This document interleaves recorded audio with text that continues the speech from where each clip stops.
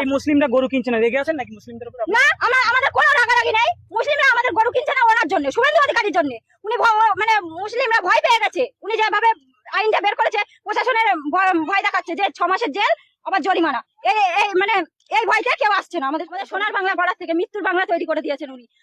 আমাদের স্বামীরা কি করে খাবে, কি করবে? আমরা এখন রাস্তায় বসা ছাড়া আর কোনো মানে উপায় নেই, আমাদের মরা ছাড়া আর কোনো উপায় নেই। তাহলে এসে বিষ দিয়ে যাও, না আরে দড়ি তুলে মানে হাতে দিয়ে যাও, তাহলে আমরা মরি। আপনি সেটাই দেখুন। যেখানে যারা গরু ব্যবসায়ী, এখানে দেখতে হচ্ছে মা বোনেরা অনেকে আছে। ও, কি ব্যাপার, কি বলবেন? আমাদের যে শুভেন্দু অধিকারী মহাশয় এসেছে, উনি আমাদের কুরবানির কথাটা তুলে দিচ্ছেন, আমরা এটা মানতে পারছি না। এর কারণে আমাদের হয়তো মরা ছাড়া আর কোনো উপায় নেই। তখন আমরা কি করবো? শুভেন্দু অধিকারী জবাব দাও, তুমি জবাব দাও। আমরা এর জবাব চাই তোমার কাছে।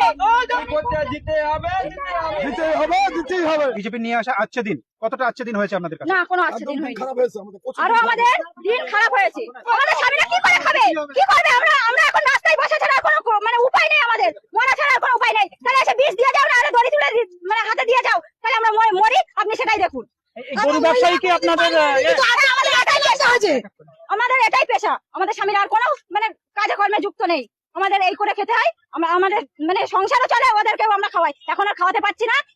উনি পারলে আমাদের গরুগুলো এসে নিয়ে যায়। এই মুসলিমরা গরু কিনছে না, রেগে আছেন নাকি মুসলিমদের উপর? না, আমাদের কোনো রাগারাগি নেই। মুসলিমরা আমাদের গরু কিনছে না ওনার জন্য, শুভেন্দু অধিকারীর জন্য।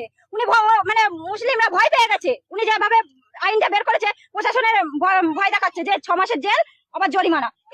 মানে এই ভয়টা কেউ আসছে না আমাদের গরু কিনতে। আমাদের সোনার বাংলা বলার থেকে মৃত্যুর বাংলা তৈরি করে দিয়েছেন উনি।